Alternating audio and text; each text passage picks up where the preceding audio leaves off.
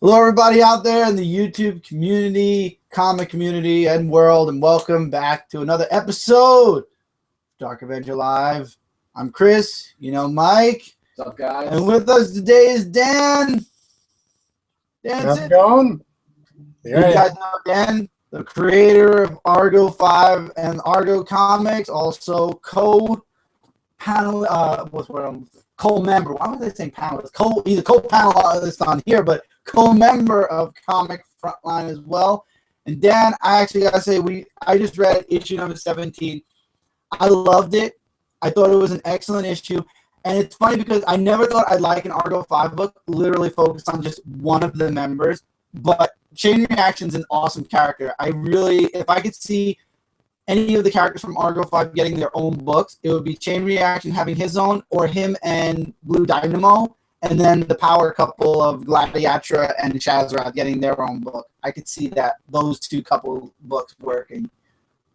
Yeah, we did have a little Blue Dynamo right at the beginning there, so he did get his little spot in there, but obviously he bailed on Chain Reaction when Chain Reaction wanted to get some help, perhaps, in his making schemes.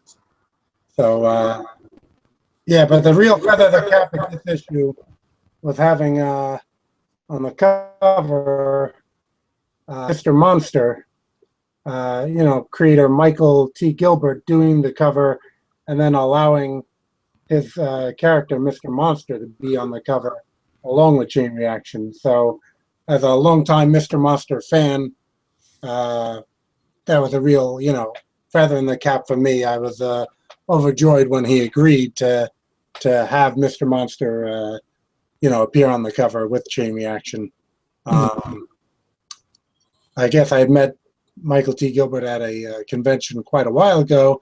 I had gotten an original Mr. Monster sketch from him and, stayed in contact throughout the years. And as I said, overjoyed that to get that cover from him. Definitely. I think that I really enjoyed the cover this week. It was a very unique cover for this month's Argo 5.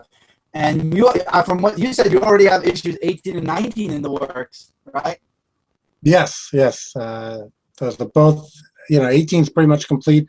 19 is, halfway lettered as well. So, we're going to have those out fairly soon. Gotcha. Well, I can't wait, and you guys know it'll be on the Indie Review as soon as we get the issues. They'll be covered on the Indie Review. Yep. Yeah, anyone interested can go to argocomics.com, argocomics.com. You hit the shop button, and it brings you to where all the issues are available and the sample pages of each issue, so you can get an idea of what's to come for each of them. Mm-hmm. And are you going to be doing any more issues that are focused on just one character, or this was like a one-time kind of issue? Let's see. Well, actually, some of the issues that are coming up do indeed focus on one character. Oh, sweet. We have the origin of some of these characters coming up. So those will be, you'll see appearances by the other members, but those will be focusing on the origin of different members. Oh, sweet. So we're going to be going back in time, sort of, instead of moving forward a bit. Yep. I'm probably going to alternate a little bit just so that we're not, stuck on the one character issues, probably alternating between the team and giving people a break with the, one character stories. Got it. Do you have anything planned special for issue 25 or 30? 24 and 25 is a two-parter, and I played around with just making 25 a big issue, and then I didn't really want anyone, who's tight on money to have a problem affording a bigger book for 1 month. So I'm just going to really make 24 and 25 kind of like both special. But yeah, 25 is a big issue. I'll actually announce it, since we always want an exclusive here on this show. The next issue, issue 18, is with art by Alan Goldman, who is a DC artist. Anyone can look him up, Allan Goldman. Oh, wow. Yeah, and he did a fantastic job. So I'll look forward to putting that out. But, you know, as always, we want to announce something special on the live show for the people who tune in. So that's what you got. That's awesome. I can't wait. Now I can't wait even more for the next issue. And how goes the Kickstarter? Will we be seeing that soon? Well, that's why I was trying to complete more or less the 2 issues at a time so that I can stagger their release a little bit and get working on this Kickstarter, as we said. I just want to, again, explore as many options as possible so that the printing and shipping is as affordable as possible for people. I'm not looking to have, you know, what I've seen out there sometimes with a $25 single issue that, you know, people are waiting for and are disappointed with when it comes. So again, the trade paperback issues 0 through 5 collected. Want to get it in a good format for people, and you know, again, at a good price, and get some good incentives there for people who want either original art perhaps, or you know, since I am doing well as far as getting the issues out, perhaps you know, one of those type of appearance type things in the book. So we'll have to see. Awesome.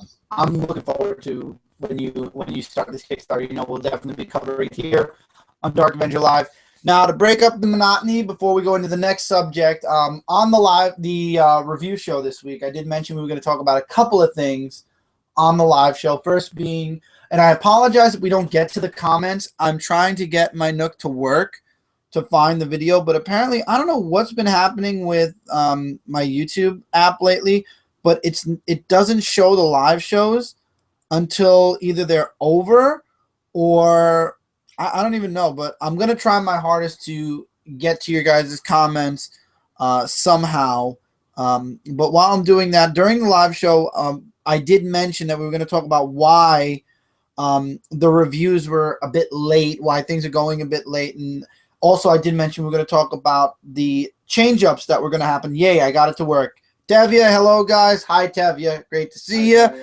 So we do have it up now. Hooray. So the reason things have been late is because I've been doing a lot of number crunching in my head, like I said, and it's kind of, this is all connected together with the upcoming changes after review episode 300.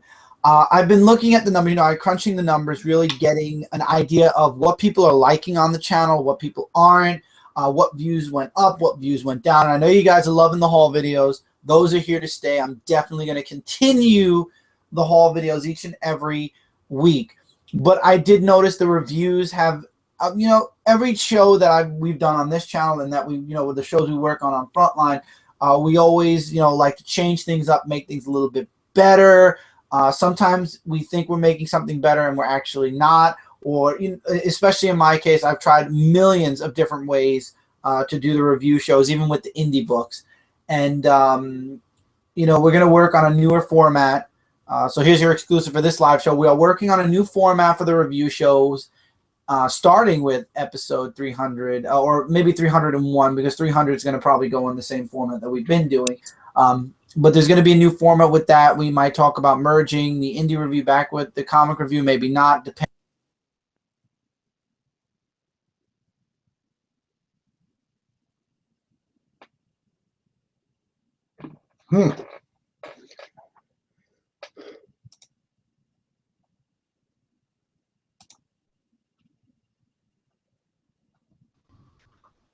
And that was not fun. Something happened. Yeah, it froze up. I saw this when I was watching Eric's live show. He froze out a couple of times too. If it does it again, I'm going to probably switch to Mozilla, but hopefully we're back on. But what did I get up to, Dan, before we froze out? Well, you were saying how you're going to do a different format and perhaps merge the indie and the regular, but I like the indie review separate. So yeah, so I'm thinking of keeping it separate. So I'm right now, everything's going on paper, written by pencil, meaning it can and most likely will be erased. So I'll write down all the thoughts for videos now or changes now, and then 2-to-1 by the time we get to episode 300, it'll be completely and utterly different. Where I like doing, Dan, I love doing the indie review separate also because I like to give the spotlight to the companies outside of the big two. So the merging of the show is kind of a thing that keeps going on and off the list. So it's not something that it's definitely one of the things that's not ever going to probably be set in stone.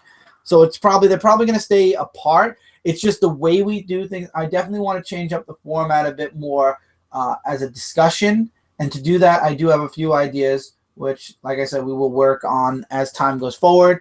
I'm looking for newer ideas for this channel, but guys, I am very dedicated to working on Frontline also. So a lot of my newer stuff, like the solo reviews and stuff like that, are going up on Frontline.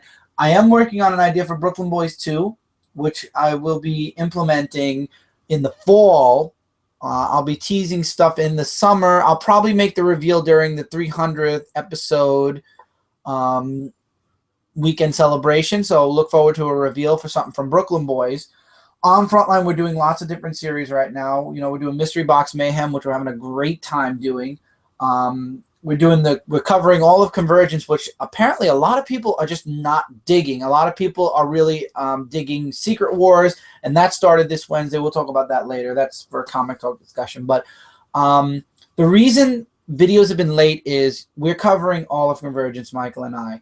And I'm going to move a little bit over because I feel like I'm cutting Michael off a bit. Okay. And because of that, a huge problem when it comes to comic reviews is when it feels like a chore more than an enjoyment. And I'm sure everybody's gone through this at one point or another. And right now, I've been, getting over the dramatic changes that have happened to DC over the past 5 years. I learned to cope with certain titles and deal with it. Marvel, I've picked up and dropped several titles multiple times. I've tried Fantastic Four several times. Loved Iron Man most of the time. I think one run I didn't really dig, and that was the one right before Superior. Avengers, you can watch my reviews. The Avengers have popped in and out several times. But the point is, I enjoyed reading things, and if I didn't, I dropped them and picked up something else. With Convergence, it's something that we promised on Frontline, and I promised on my channel that I was going to cover, or we were going to cover, from beginning to end. And after week 3, it really started feeling like a chore. And when reading books become chore-like, it's almost impossible to read them as fast as you would when you enjoy them. Like when it comes to the Marvel books, they're read. When it comes to the indie books, you guys see it's up on the weekend because these are books that Michael and I either really like or trying out. The most majority is the reviews. Well, because you enjoy it. No. I enjoy it. It's just like reading them, I could only fit so much in my head. And the thing that I always I'll remember the character when we do the review. I go, and usually I use reading glasses. And now let's do this. Watch. Other than Dan's Argo 5, right? And other than Mystery from Dirk Manning, I could name every single indie series that I like. Turtles, Saga, John Carter, Warlord of Mars. Oh, yes, that was amazing. I love the Blood Queen stuff from, Troy Brownfield. I remembered. Okay. I remembered. Invincible is excellent. Chew is a fun read each and every time I see it. Let me think of Zenoscope books. Anything Zenoscope that I read, I love. Grim Fairy Tales, absolutely. Little Mermaid's been excellent. You've been loving Robin Hood. Oh, from beginning to now. I'm trying to. The Turtles miniseries, I'm digging it, but I'm talking about ongoings. We're sticking with ongoings. I can name everything I like and I enjoy reading in the indie review. When it comes to the big two, though, I love Amazing Spider-Man. I loved Amazing Spider-Man. I don't know, the formula's kind of changing, but when it comes to Convergence, it's like it's an event, and it's a 2-month event. And then another thing that kind of brought me back a bit, but then I came back, after really thinking about it, was the fact that, okay, Convergence is only 2 months, and it's covering all of the DC books, and we're not going to get any ongoings until after Convergence. So that's 2 months of just this event, and we promised to cover it all, and it's a chore. Now, starting this month, Marvel's going into Secret Wars / Battle World, and that's taking over all of their universe, and there's not going to be any more ongoings. It's going to focus on Secret Wars, Battle World, and stuff going on within Battle World. And this is not going to be a 2-month event. This is going to go all the way until fall of this year. So again, all of the ongoings that I'm enjoying are either being put on pause or canceled so that we can focus again on Secret Wars, which is an event. So again, all of the books that I'm loving right now, that I'm enjoying reading, like Superior Iron Man, are done. And they're being covered over by Secret Wars books. With Iron Man, the Armor Wars is going to start up again.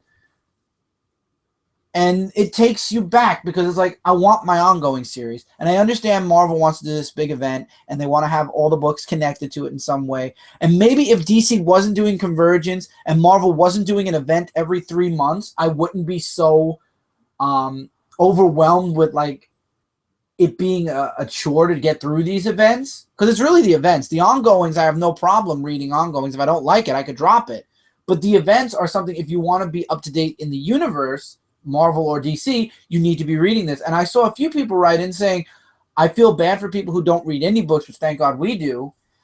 Because if you're dedicated to Marvel and DC, you're having a hell of a time right now. And it's true. If you are only a DC fan or only a Marvel fan, you're going to be dealing with, and if you're both, you're dealing with 2 events. And in this month, back to back. So I don't know. For me, it's like I'm trying to keep, to power through Convergence, because Secret Wars looks like it's going to be fun. I did skim through Secret Wars 1 today. Mike, you read it. It looks really good. It looks like I'll be able to get through it because it looks like an enjoyable read. But when it comes to Convergence, a lot of the books feel cookie cutter, like what Mike Spider-Slayer said. And it's very hard at times to get through it because it's like, do I really care? The best book was Superman. And issue 2 came out this week. So it's over. This is the last issue for Superman.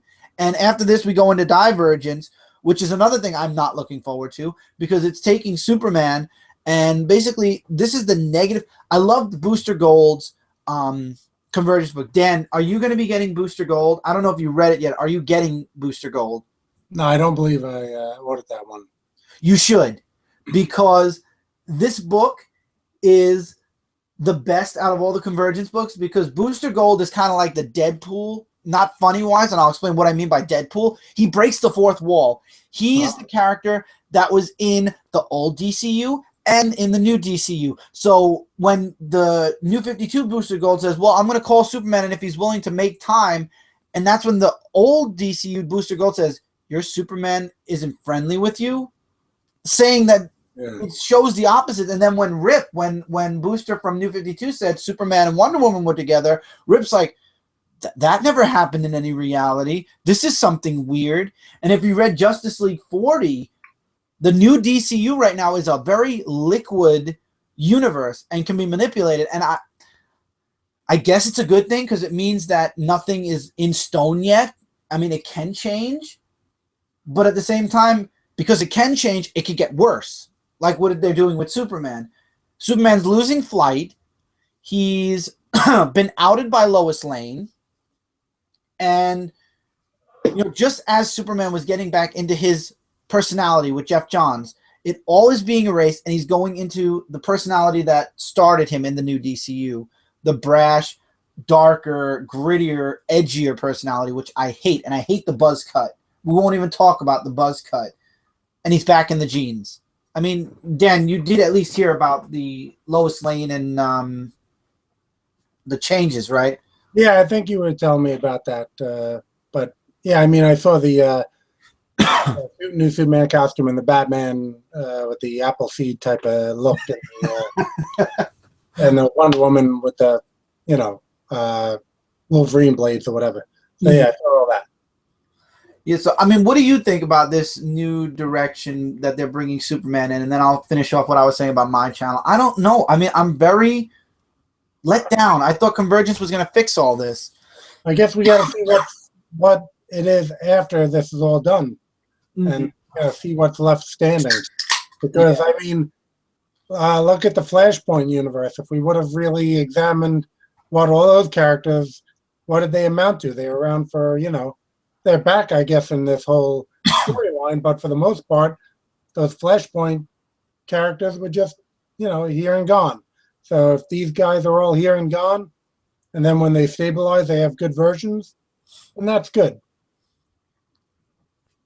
So I hope that they fix it. I hope they stabilize it. Maybe this Convergence, I like another thing. I think Kat mentioned it, that maybe they're testing it out to see if they can bring out books from several different time periods and people will read it.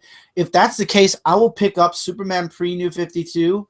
I'll pick up every cover if they do incentive covers and everything to support the pre-New 52 Superman. Especially, I don't want to spoil issue 2 for you, Dan. But I get my books today, guys. Go ahead, it doesn't matter. You sure? Yeah, it doesn't matter. Okay. Lois has the baby, and it's Flashpoint Batman that actually delivers it. It's in Flashpoint Batman's Batcave, and it ends with Superman and Lois. Superman saying, "I love you," and Lois is like, "Forever and always." And it's like that right there, that book. And I'm sorry, I'll show the artwork because I know, Dan, you'll appreciate the artwork that I'm going to show. If I can get it. The artwork is so classic for Superman. And it's like, this is a book. This book was the book that made Convergence me. I mean, look at Superman here. Can you? Yeah. That's Superman. Yeah. The way he's even drawn. Look at the face. That's Superman. This real is Superman. That's the real Superman. Yeah. It's just like the personality, the not wanting to fight, but, kind of being forced into it. This is Superman. And I'm sorry, but Dan Jurgens is the best artist for Superman. And I'll show the last page. It's like, is Jurgens doing both Superman and Booster Gold? He's writing Booster Gold and drawing Superman and writing Superman. He wrote Superman also, yeah. But I mean, drawing Booster Gold, but I guess he's done with that. Yeah, this is Superman. Look at the artwork. I mean, I don't know if it's too dark on my end, but this is artwork. This is Superman. Yeah, this book is done. This is it. This is the last book. It's over. There's no more this. Part 2 of 2. Put it in the cover, review it, put it away. It's done. And then we go back to the buzz cut, to the edgy attitude, to the outed by Lois, not married to Lois, nothing. We go back to that now. And I said this before Convergence started. I had a feeling that after reading things like this during Convergence, I'm not going to want to go back to the New 52, and I'm going to start feeling the exact same way I felt 5 years ago. I don't want that universe. I want this. This is what I want. This right here. The 2 issues, I want this as an ongoing again. This is Superman. This I'm with right that. here is Superman. Yeah. And I don't care if Dan Didio says it's not. I don't care if Jeff Johns, who's an amazing writer, I love a lot of Jeff Johns' work. I don't care if he says this is not Superman anymore. This, my friends, everyone who's watching, live or not live, this is Superman, period. You can talk to you blue in the face about how New 52 Superman is the definitive Superman. I don't care how believable that Superman is. I don't care how realistic that Superman is.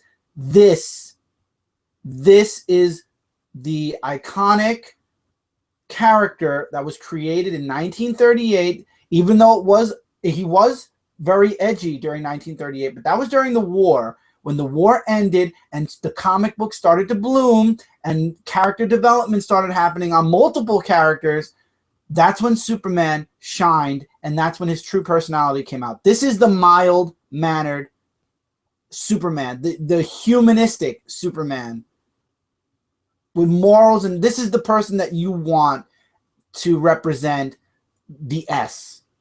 This is the S. This is who kids should be looking up to.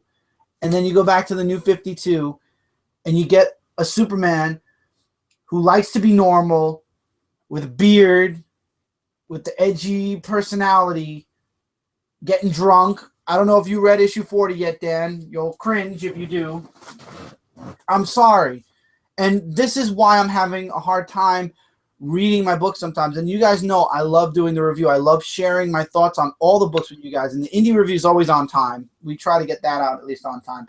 But when it comes to Convergence, other than Superman, because as you guys can see, I love it. It feels like I'm reading an event that's just dragging out, because Convergence itself is a dragging out series. And now we've got Secret Wars starting with Marvel. and it's just I don't want it to feel like a chore. I want to enjoy it. And the good news is Secret Wars I'm enjoying.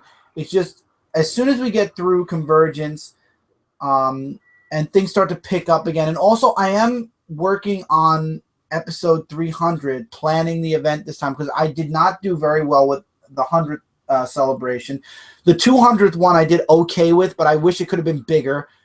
300, I want it to be big, so I'm working on the celebration. So I apologize if the reviews are late. 200 was kind of big. 200 was big. Yeah, it was because pretty with big. the Villains Month at the time, It was pretty big. Yeah.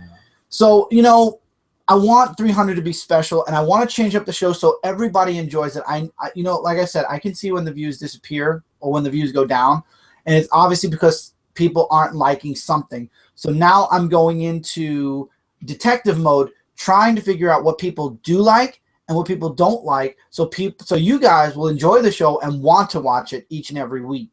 And if you guys would like to say in the comments what you like about the show, what you don't like, don't be afraid to say what you don't like. Tell me what you don't like. If you don't like massive spoilers, if you'd rather it be just a discussion between Mike and I, fine. Don't be afraid to say, listen, Chris, I don't like this, and this about your show. And if it's, personalities can't be changed. My personality is I'm very strong-willed and I'm very, I may be hard on Didio, I may be hard on DC and Marvel, but that's because I believe they can be great. They were great. DC was amazing in the 90s. Dan, I mean, would you at least agree that DC in the 90s, and especially with Superman, was amazing? Yeah, no, Superman was doing great at that point, and they had the 2 different titles, but they kept that little symbol on the top so you knew which ones to read in order and everything. And yeah, they had putting their top talent on the books. So yeah, those were the heydays. And you had Superman, who believed in right and wrong.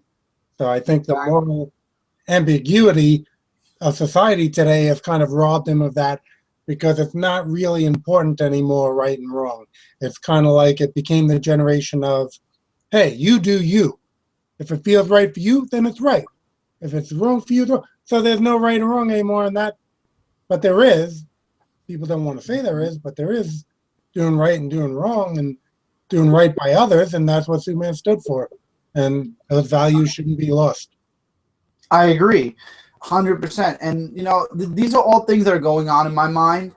And between figuring out, how to make the review show better, dealing with Convergence, dealing with Divergence before it's even here, and worrying about what Secret Wars was going to be, it took a lot away, because you don't read as fast when you got a lot of things on your mind and you're also not enjoying a lot of the things you're reading, which I'm glad Michael at least took half the books, because it's 10 books a week. I do 5, Mike does 5, and then I do the main Convergence book. So at least Michael's taken 5 of my books, and reviews them himself, so I don't have to deal with all 10 myself. And I appreciate that, because some books I don't think I could get through ever. It's just the real Superman can come back. All we have to do is believe. Oh, I believe from WWE. That's a little joke for our wrestling fans out there. Yeah. We got a petition. Put in a big hashtag. Bring Superman back, or DC bring Superman back. DC believes. Believe that Superman can return. Yeah. But I'm sure that once we get out of this month and we get through Convergence, my mind will feel a little freer, and things will start free flowing again, where the reviews will be, at least if late, only a day or 2 late. Yeah. We are reading a lot, though. We are reading a lot of books now. Well, yeah, like I said before, the indies and then the big 2, yeah, right? It's a lot to take in my mind, to think of so many things, and not to.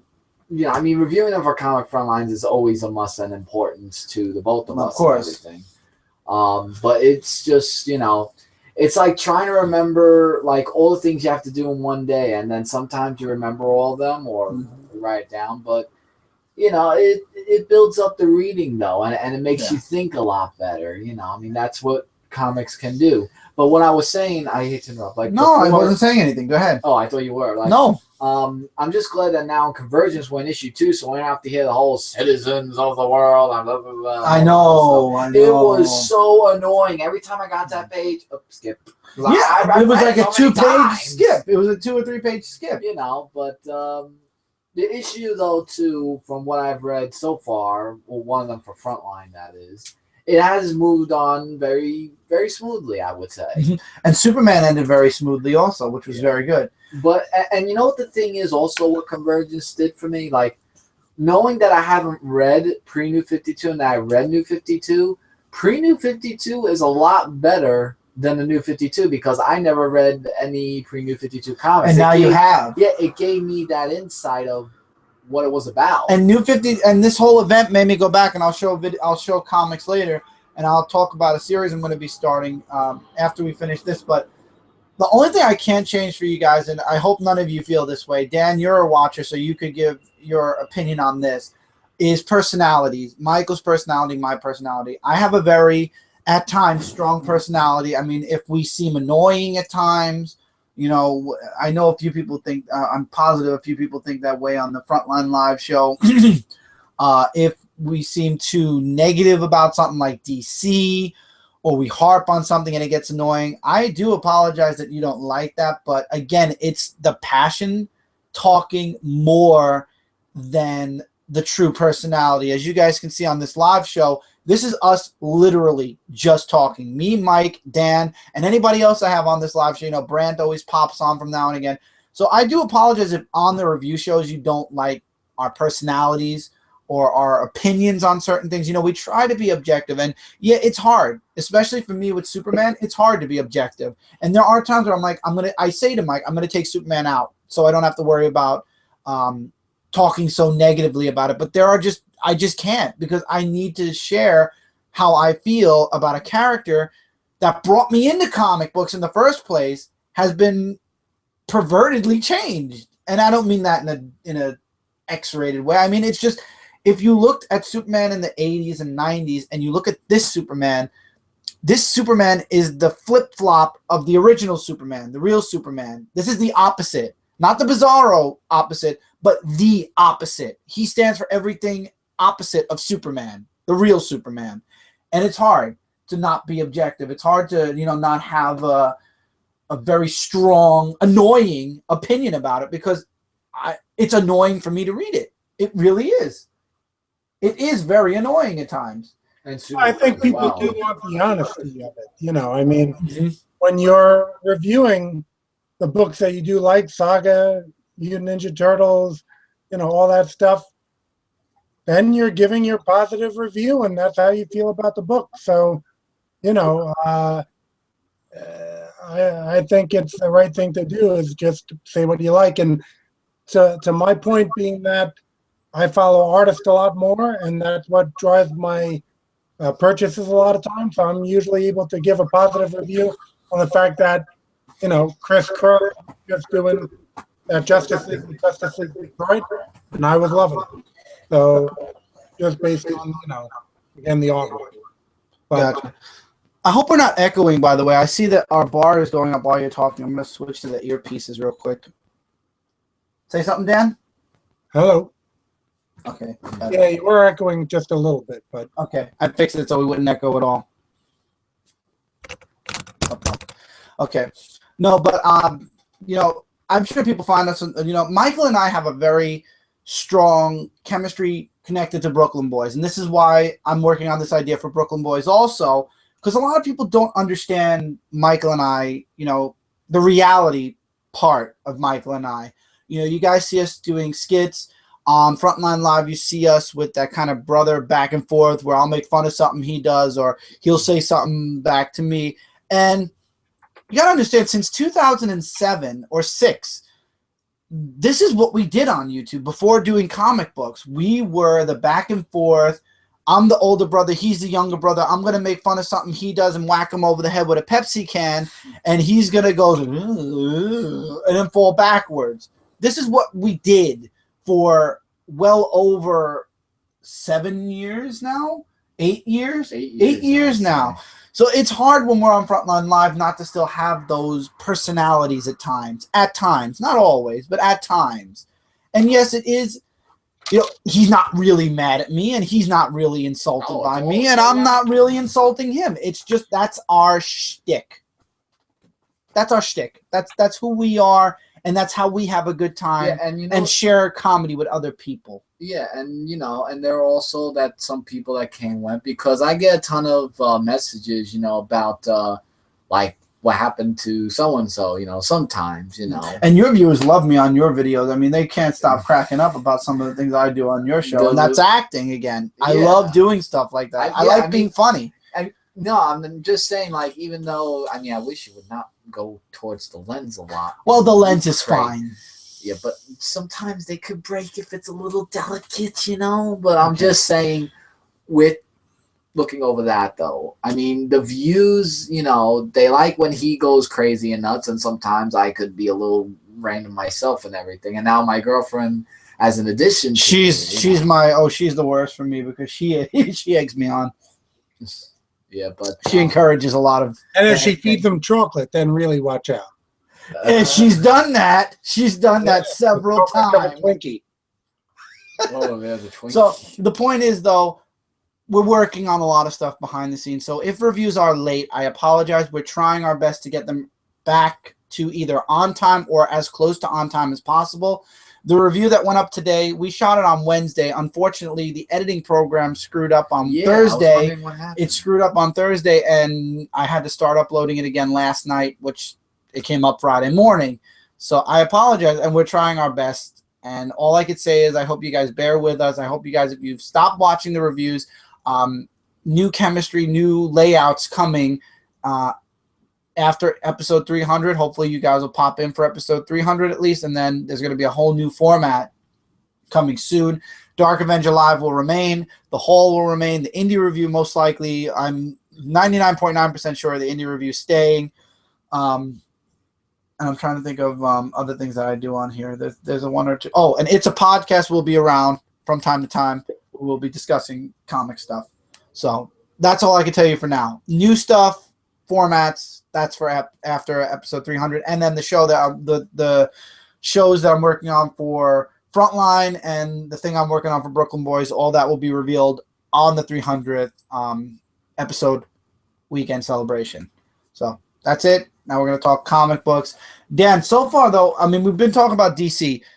When you think about DC, you said it was the heyday was back in the 90s and 80s.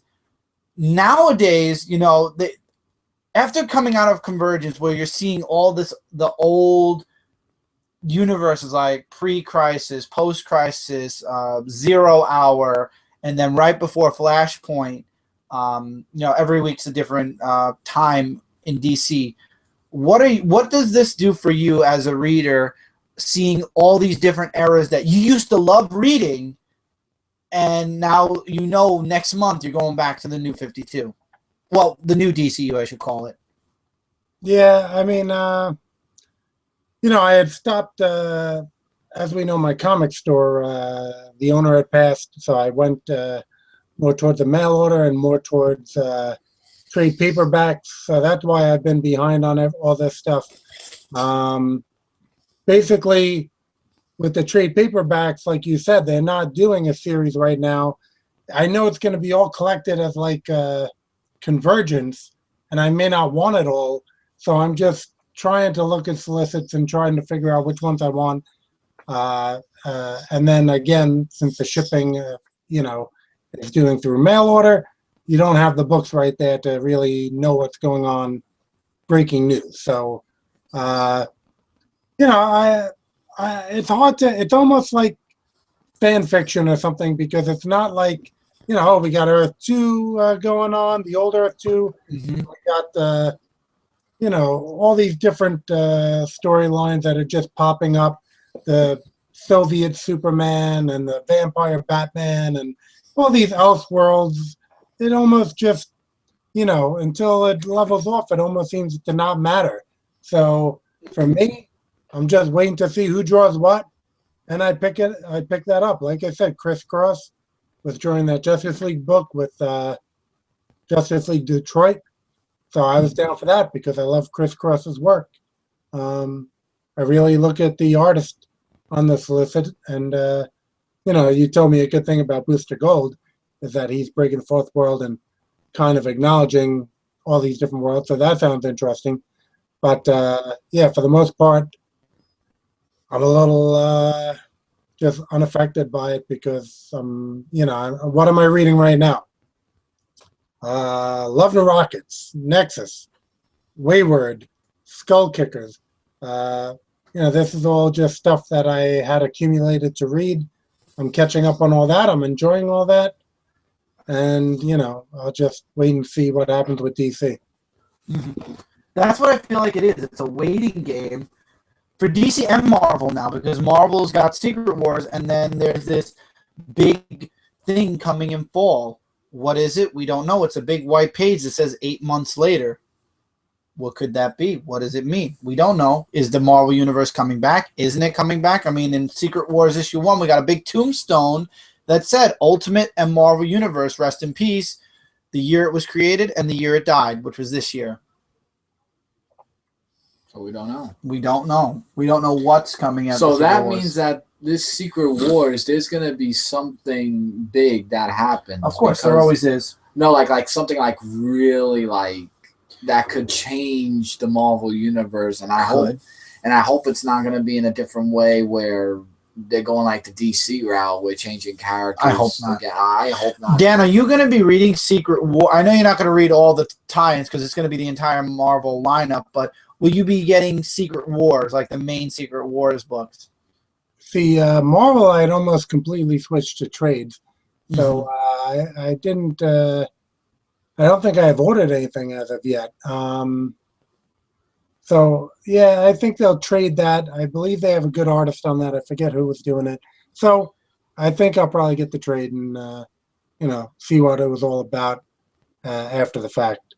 Okay, so you're gonna wait. You're gonna wait for the event to finish and then get it as the trade paperback, which is actually smart. So this way, if it stunk, you don't have to buy it. If it was good, then you have something to look forward to when the book comes out. And the cover that was on there was Alex Ross, and that was really good. Alex Ross is doing all the covers for Secret Wars. Okay, I mean, I went to a free comic book day, store, and I even went Thursday, and I look over all the new stuff and everything, and it's just like it seems like both universes are doing the same thing.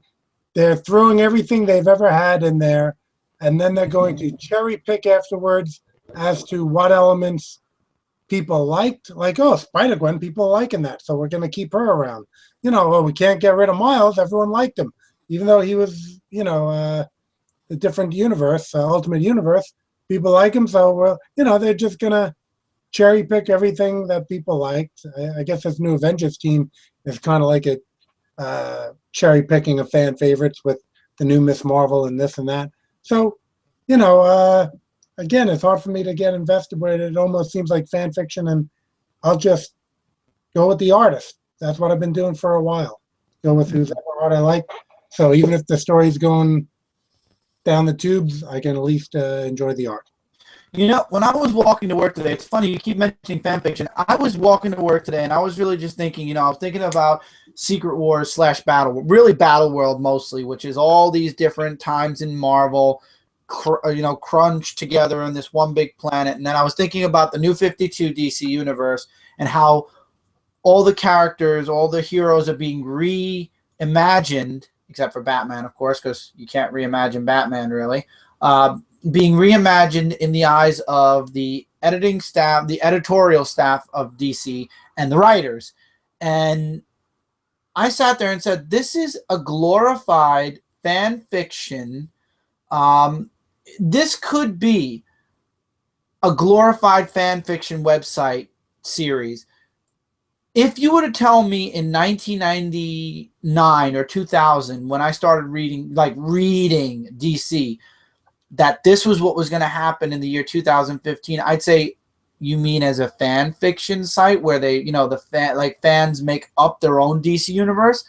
I would never believe DC would do this. And I feel like when I'm reading a lot of the stories and like Convergence and before Convergence, now Divergence, this is like a really hardcore fan fiction universe right now. It's written and created by the creators, forgetting about the 75 years of DC, and with Secret Wars, it's Marvel taking all the, as you said, Dan, the cherries, the special stories and moments in their history, and putting it back into one gigantic planet. Planet Hulk, Secret War, Armor Wars, Ultimate Universe, Regular Universe, Siege, all of the big events, Civil War, all the things that really were huge moments in Marvel's career, the 92 X-Men. And this is Marvel's way of taking all the great stuff, putting it on this gigantic battle world planet, and then what's going to happen next? We don't know. Is it going to, are the sales for the single issues going to telltale the future of Marvel? Or does Marvel actually have a plan for the fall after Secret Wars and Battle World? But again, this is a fan fiction. This is basically a fan took all the best moments in Marvel and wanted to make a Mortal Kombat-esque universe or planet. So I don't know. It's funny that, Dan, you keep bringing it up, because I was actually thinking about that today, saying this could be, if the regular DC and Marvel universes was still going on, these two events, or Battle World and new DCU, absolutely could be fan fiction, hardcore fan fiction. Well, to get out of that fan fiction wheelhouse, they have to pick something, commit to it, not try to retread it like within a couple of years. Just commit to something and then go forward. Don't worry so much about, how could this have happened at this point? I mean, it's almost like they caved to the fans a little bit, who wanted to be like, how could Peter Parker have gone to high school 30 years ago? He should have just came out now, and there should have been cell phones and this and that. Don't worry about it. It's comic books. You could have had things where he's eating the wheat cakes with Aunt May, and that happened, and then, this happened, and just, you could have kept it continuous and not have to be like, we need to reshuffle because everyone's getting a little too wound up about the continuity. It's just, look, it all happened, instead of now, both of them trying to say none of it happened.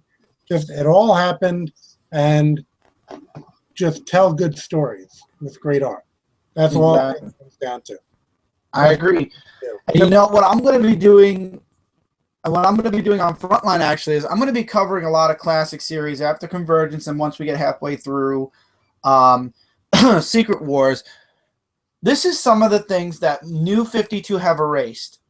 Superboy, I don't have the full 100 comics. I have them over there, but I got the full run. I will be covering that. That was erased by New 52, because Superboy and the New 52 was created when the New 52 started. So that series no longer exists. I will be reviewing that from issue 0 all the way through to issue 100. Impulse. I found them in the attic finally. Impulse never happened because, Impulse started also. There was no Impulse. Bart Allen went straight to Kid Flash. So this series never happened anymore. As a matter of fact, I actually have the key issue. I just got it recently for the first appearance of Impulse, which was Flash issue 92. So I had to grab this because I saw it and I knew that this was when Bart Allen made his first appearance. So this doesn't exist anymore. Wally West wasn't even the Flash, so that whole series doesn't exist anymore. Robin, I got the full run, the whole 180 somewhat Robins. This is just a handful. I got a huge pile. This series is the Tim Drake Robin series. This never happened because, as far as the New 52 is concerned, Tim Drake never became Robin. He was Red Robin, or he was Robin for a very short time. So the entire series never happened. The entire 182 issues that were written by many writers. Chuck Dixon did a nice run on this. And as a matter of fact, here's some trivia for you. Guess who wrote Impulse? You'd never believe it. Mark Waid. Mark Waid is the writer for Impulse. You don't believe me? His name is right there. Mark Waid wrote Impulse, and the artwork was done by Carlo Barberi. No, Ramos. Humberto Ramos. Yeah. Yes, Humberto Ramos. Believe it or not, that was Impulse. Robin, like I said, Tim Drake never happened. So I actually did get the key issues for Tim Drake's first appearance also. Tim Drake's first appearance as a kid happened during Batman Year 3. I got the full 4 issues of that. So that's where he showed up just as a kid in a flashback. And then I got the most important series, which was the 4-issue miniseries, or I'm sorry, the 5-issue miniseries of Batman, A Lonely Place of Dying. It's a 5-issue miniseries. And then in the very last issue, Tim Drake dons the Robin costume for the first time to try to convince Batman. This is right after Jason Todd died. And what Tim originally wanted to do was, he's a detective. He was, the way they wrote Tim, I would recommend reading this series because they made Tim Drake one of the smartest characters ever. He deduced Dick Grayson was Nightwing, Bruce Wayne was Batman, everything before even meeting them in person. And then he told Dick that he needed to become Robin again because Batman needs a Robin. And with Jason dead, Batman or Bruce will never be the same. He needs a Robin. And when Dick basically says, no, I'm not Robin anymore, I'm Nightwing, period, that's when Tim Drake says Batman needs a Robin. And if Dick won't do it, I'll do it. And that's when Tim becomes Robin. And Batman doesn't want Tim Drake as Robin. Up until the very last page, he was actually against it, up until Tim said, I didn't want this, but you need me. Batman always needs a Robin. And that's when Tim Drake officially started his career as Robin. All of this, the whole story is erased by the New 52. This never happened. At least not this way. That's what the New 52 erased. I'm sorry, what Dan? At least you have the books to read, and they happened, I guess, somehow, right? Exactly. But that's what the New 52 erased. It erased all of what I just showed. And then everybody thinks they know Young Justice because of the cartoon. You know, I know everybody reviews it, Cat reviews, or reviewed the entire series. That's not the real Young Justice. Ladies and gentlemen, you want to know what the real Young Justice was? Back in 1998. This is the real Young Justice. And I have the full run of Young Justice as well.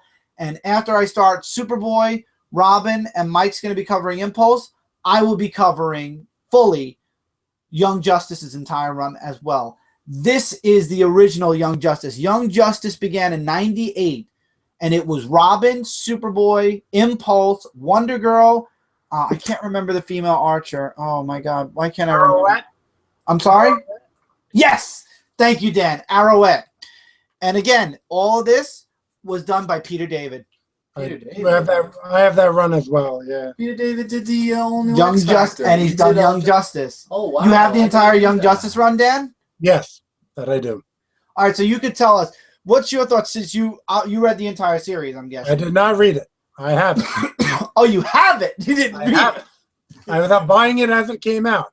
But as with many series, I didn't always get everything.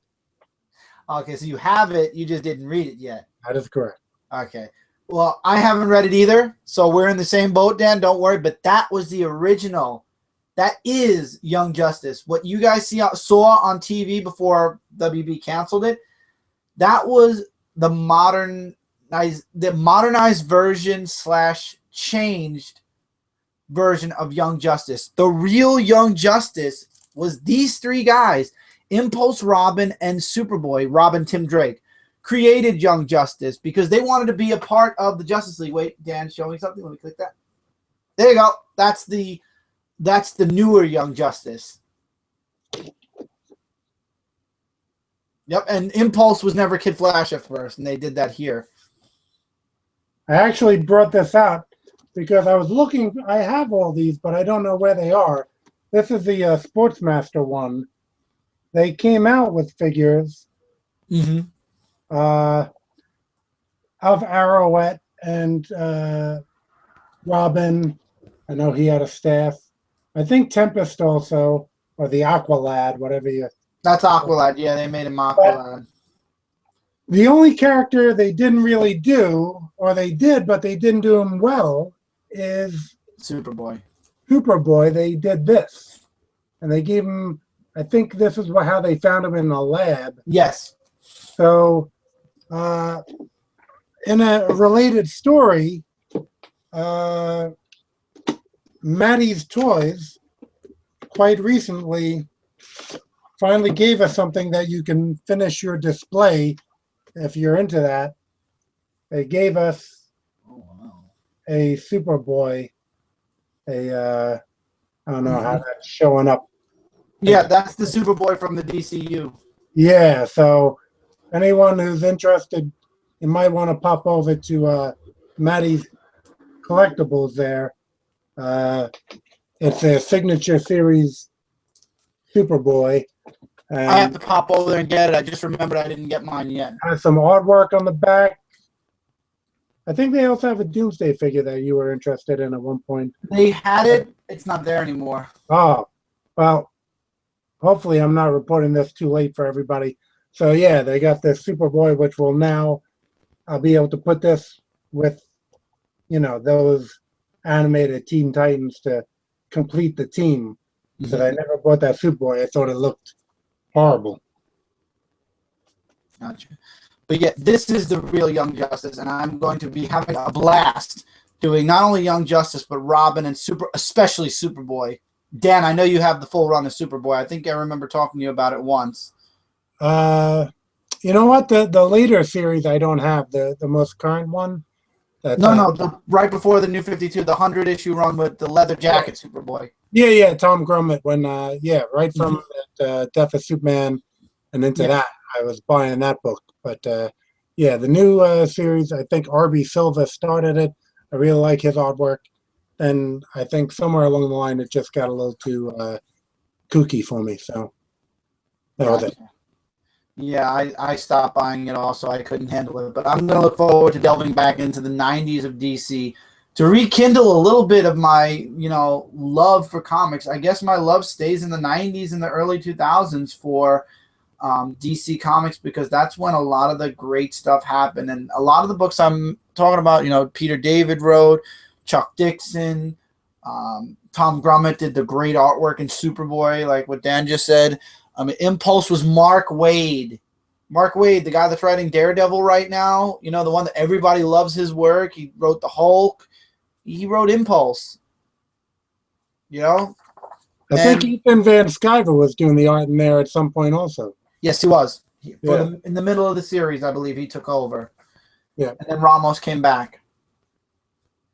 But I'm going to look forward to going through some old stuff. Maybe it'll build me up again a little bit, because I need some building up, especially after what's going to happen in Divergence and the really long road ahead with Secret Wars. I mean, Dan, you're reading mostly indie books now. Everything, like you said, from Marvel, you're getting trade paperback.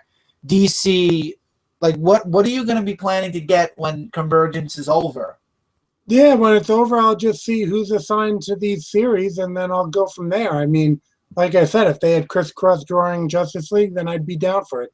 If there's plenty of artists who I like, and that's what I've been doing since the stories aren't really the selling point for me anymore. I know we're in the age of writers, and I'm a writer myself, but right now with Marvel and DC, the writing isn't doing it for me. They have plenty of great art talent out there, so that, if they have the right artist on, if Tom Rainey is doing something, if Mike McKone is doing something, whatever Terry Dodson's doing, these are the people who I just follow. Whatever book they're doing, I'm on. Paul Peltier was on Aquaman. I don't like Aquaman. I'm buying Aquaman. It's just the way it is. Because of the artwork. Exactly. Yep. Gotcha. So you support the artists over the writers, basically, with the books. Yeah, I mean, if there's some great writer doing some great story, then I'll be there. But, I really don't see that as much right now from the big two. Just, in my opinion. I've liked some of the stuff that they were doing with Justice League. Justice League is probably the title that I'll try to have a more leeway on the art, because I've been pretty complete on Justice League all throughout. But even Superman, who we both love, there was enough for me to walk away when it wasn't the right artist for me. Gotcha. Without naming any names. But I'll tell you this: if they were going to redo if DC really fell into bankruptcy and had to start over, I could think of a handful of writers. I think if they had to take over, maybe right before Flashpoint happened, what writers do you think could save DC, bringing back titles? What titles and writers you think would save DC at this point? If, let's say, New 52 completely crashed and burned, they decided to go back to the 75 years plus of history, what writers would you like to see on the books, and what books would you like to see come back that you were reading before Flashpoint? Well, I mean, dream picks of writers, some bridges have been burnt. I mean, Alan Moore is a great writer. Can they get Alan Moore? They really can't get Alan Moore. Mark Waid is pretty. Yeah, I mean, when he hits a home run, he can, like Kingdom Come, he can really hit a home run.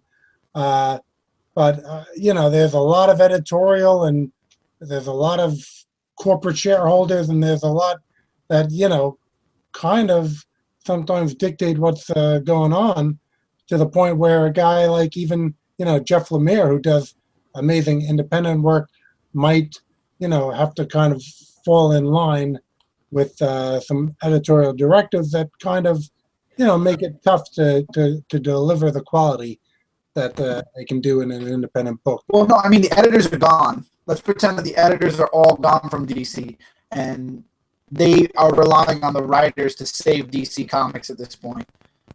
There's no editorial direction at this point. It's just bring the history back, so to speak. Yeah, so then again, I'm looking towards Alan Moore and Mark Waid. I'm sure he would up the game without any editorial interference. I think Dan Jurgens for Superman, that's for sure. Dan Jurgens, yeah, he double threat with the writing and the art. So yeah, I mean, they have a lot of great artists. They have Brett Booth, who's one of my favorites, and they have Ken Rockefort, who was doing the Titans book. So there's plenty of great artists, but again, they would have to just hunker down with trying to write stories over events. Exactly. And they have to stop at the whole, we're updating the universe to please the readers who are, I don't know if DC and Marvel realizes sometimes that they're, certain readers are very fickle. They'll like it today, and then tomorrow they'll drop it.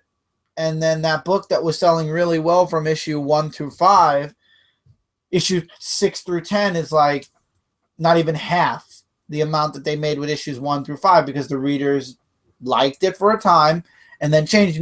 Long-time readers such as myself and you, Dan, we are the ones that really are the people DC and Marvel should be targeting, because we're the ones that will stick. I'm sticking with Superman through the hard times and the good times. The people that they should really be working for, or working to, keep, are the ones that are dedicated, not the ones that will be here today and gone tomorrow if the event isn't good enough. Yeah, no, I agree with that. They're trying to get new readers, I guess, and you can't discount the influence of the movie versus also and television, in the fact that a lot of times they want to gear it a little towards that, so that anyone who is being exposed to comics in those media are able to come into the books and kind of feel like they're getting that same flavor. I think the Green Arrow book kind of went in that direction to some degree, trying to get those Arrow fans on board. So right or wrong, that's, again, when you're corporately owned and everything like that, those become concerns. I don't know if we're going to end up with a dark, long-haired Aquaman with a bunch of tribal tattoos. I hope not. Oh, God. And again, just anyone who's not that I'm the biggest fan of the character, but anyone who prefers that, and I guess something that really stuck out to me again with the New 52 is this whole rebooting of Cyborg to be one of the founding Justice League members. Mm-hmm. I mean, you have a long-standing fan, like you're saying, who is so ingrained with having Cyborg in that Teen Titans with that classic Perez run and everything. And, I mean, now we're doing a disservice to all the Green Americans out there with not having Martian Manhunter as one of the founding members. It seems like they were doing it for the wrong reasons, getting Cyborg on board. I think they grew him up too fast. He needed to be a teen superhero like in the 90s. He had to work with the Titans and then work his way up. If he earned his way up, then it's different. Not as a founding member. Earned his way, through being the teacher of the Teen Titans. I could see during Jeff Johns' run when he was leading the Titans because he was the oldest member of the Teen Titans. Then moving to Justice League, I could see that. But from the get-go, no, it's not right. Well, I just don't see how everyone just rolls with it. I mean, I would think that more people would be up in arms, but maybe everyone's not as attached to it as some of us are. Because if you would have said, okay, wait, the Fantastic Four, we're going to change it. Take out the Torch. Spider-Man was a founding member. Peter Parker went up in the spaceship with them. People would be like, are you kidding me? What are you talking about? You can't have Spider-Man. It's Reed, Johnny, Sue. Those are your founding Fantastic Four members. But, somehow we've accepted, okay, those weren't the founding Justice League members. I know Superman and Batman technically weren't either, in that old Brave and the Bold with the first appearance of Justice League. But, there were things that were done with the Big Seven and Morrison's great run on Justice League. It was enough to keep fans around. And it respected the history. They had that whole Barry Kitson Justice League Year One, where they did have the actual Brave and the Bold team as the original members, brought Superman, Batman in. So they were respecting everything. I think this whole Cyborg as a founding member for the New 52, I'll buy it. Jim Lee, of course. I guess I'm not doing a great service to the people who are against it like I am. But it's just stuff like that turns me off to, what they're doing now. Yeah. I don't know. I don't know what DC has in mind. And I think it's not that fans aren't vocal about it. It's that DC's just not listening. So why fight it's like fighting the wall, fighting somebody who's not going to change. They're going to do what they're going to do. And no matter what we say, no matter how many live shows I put on where I say that DC is destroying Superman, they're still going to go the route they want. And they're not going to care about my money. They're going to think, well, how much money can we make if we do this? How many people are going to be on board if we make Superman do that for a time? And then we'll do something else to turn heads again later. That's the way DC wants to play. They can play it that way. Like I said, I'll stick with Superman the hard times and the good times, but doesn't mean I'm going to like it. Now, Dan, you actually did go to Free Comic Book Day. We're starting to get a little bit beyond time here. What did you get this year for Free Comic Book Day? Our books won't come till next week. Let's see. Yeah, actually, the mail order that I've been doing at this point does have free comic books, so I don't have those. But the store I went to actually, let's see, they had a 5-comic limit, which was fine. And I had gotten, let's see, Boom Studios at a 10-year celebration. I kind of got that just for the Adventure Time thing because my girlfriend likes Adventure Time. So that'll go to her. They had this Convergence. I didn't flip through this, so this might have caught me up a little bit more for this discussion that we're having tonight. But yeah, I didn't get to look through that. This looked interesting. Mercury Heat. Oh, I think that, yeah, I missed out on that one. Again, for this discussion, maybe I should have looked through this, but Secret Wars. Oh, I didn't read through it either. I just literally flipped through issue 1 before the live show. And the Avengers that I mentioned, having most of their hot characters at the moment, their new lineup. I mean, Vision's hot from the movie. You got the Miles Morales. You got that Ms. Marvel. So I got those on Free Comic Book Day. The store owner said, feel free to come in during the week. If we have leftovers, feel free to grab some. Again, I thought I had some of these coming in from mail order, but I wasn't sure. You never know what you're going to get in the mail. They may say, oh, no, well, we ran out of that one. So I grabbed a bunch more. I, of course, made purchases so that they wouldn't feel like I'm just taking free comics. They had Valiant. They had the Dark Circle, which is kind of like, I think, the Archie, with the shield, the Fox, Black Hood, all that. Their superhero universe. Red Circle used to be. So this is Dark Circle. This one should be coming in the mail, but I just want to make sure I didn't. Oh, we got that too. Yep, the Tick. Yep, long-standing follower of the Tick. This was a hip-hop family tree 3-in-1. I like the cover. It kind of reminded me of the Hernandez brothers. I think this might be a tribute to something from Love and Rockets. So, Captain Canuck. I didn't see that one.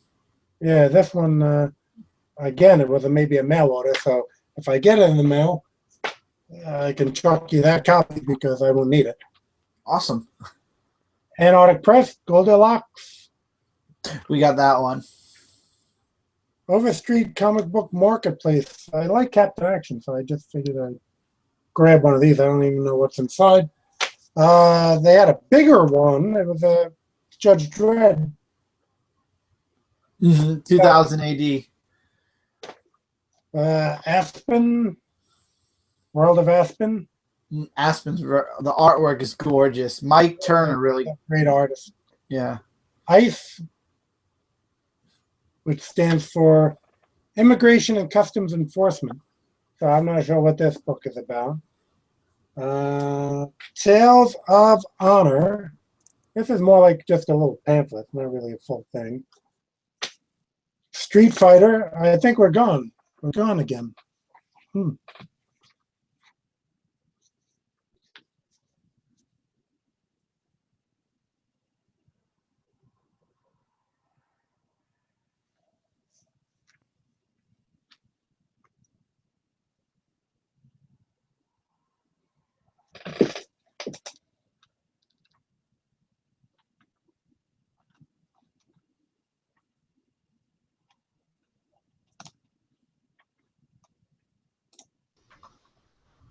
Sorry, we're here.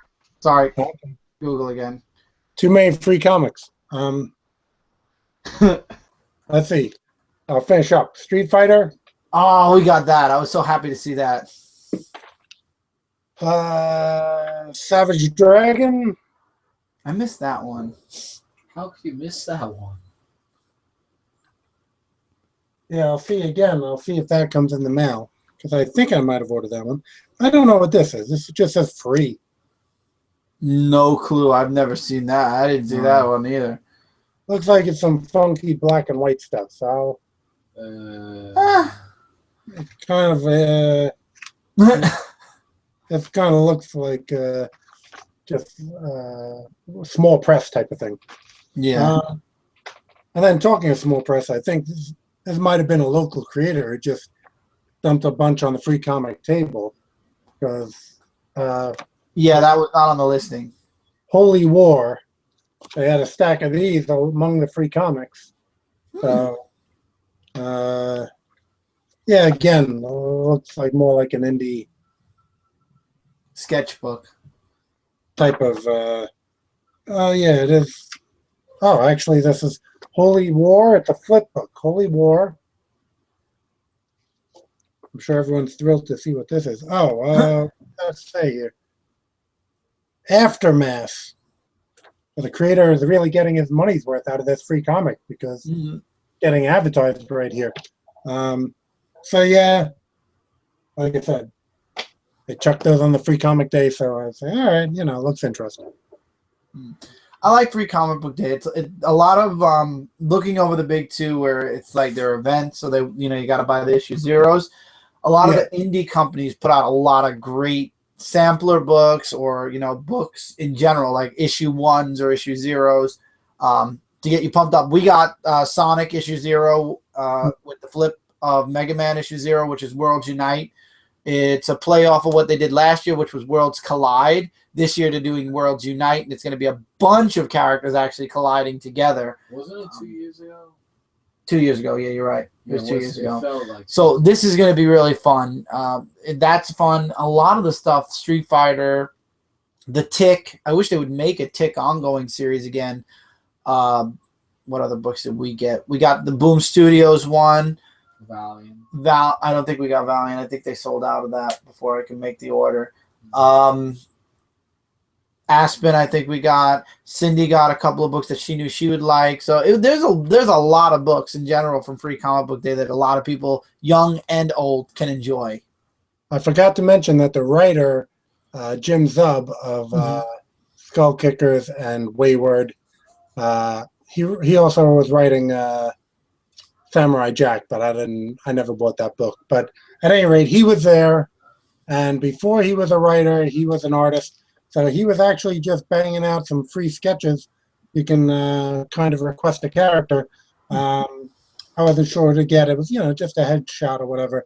So I decided, and someone got a character before me of the Wayward. They got the main character, so there's a second main character in the book. And I ended up with this head sketch from him. One of his original characters from Wayward. That's cool. That's real great art. Yeah. He was banging it out with the, he had markers. He had some great Copics, a couple color Copics. So, like I said, before he did this one, I saw him bang out one.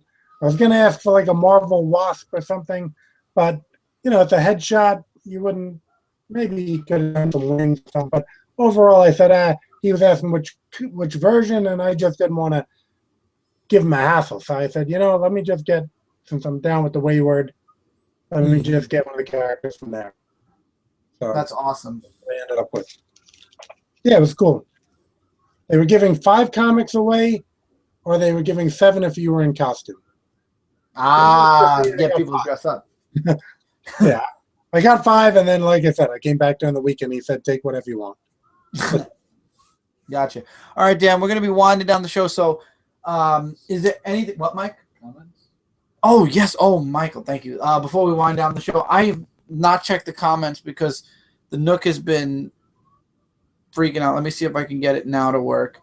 If I can get it to work now, we'll work, because it says no comments. So I'm going to try to rework the comments. I can get it to rework itself. I'm going to try to rework it now, and then we'll wind down the show. Let's click that. Open it there. And if I'm correct, which I am, I got it again. Good. Got them all. Nice. Oh my God. I am apologizing in advance to everyone who wrote a comment. I will be answering them all now. And hopefully all you guys are still around. I did not read Speed Force issue 2, Tevya, so I can't comment on that yet. Convergence, what's your opinion on Oracle? No, I didn't read that either. I'm sorry, Tevya. We just got it today.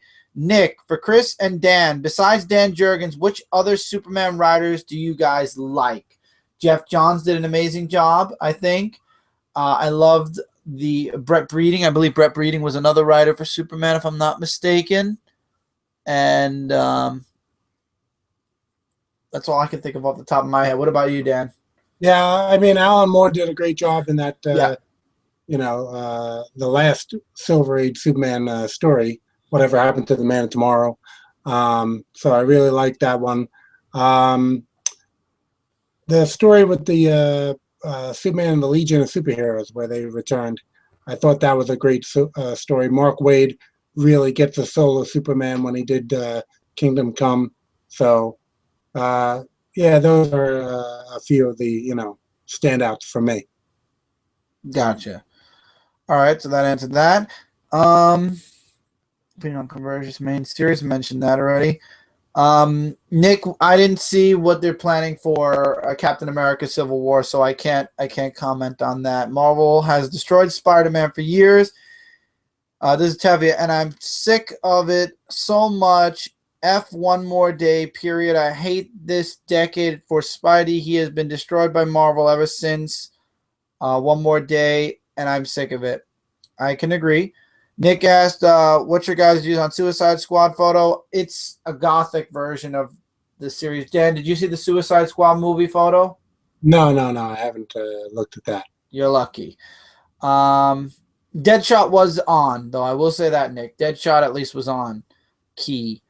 Your views on Star Wars Rebels. I don't watch that. I'm sorry, Nick. Scotty, we can't please everybody. If you do what person A wants, you may upset what person B likes. Just be yourself. Oh, this is when I was talking about attitudes. Just be yourselves and let your creativity and passion come through like you've been doing. And I'm sure people will respond well like they have. Thanks for doing what you guys do. Thank you so much, Scotty. I 100% agree. And I'm glad that you enjoy what you're watching. Convergence, we talked about that. Question you guys' opinion of the current status quo of Spider-Man. Right now, Spider-Man needs a new writer. Nick, have you guys thought of reading the current Star Wars novels?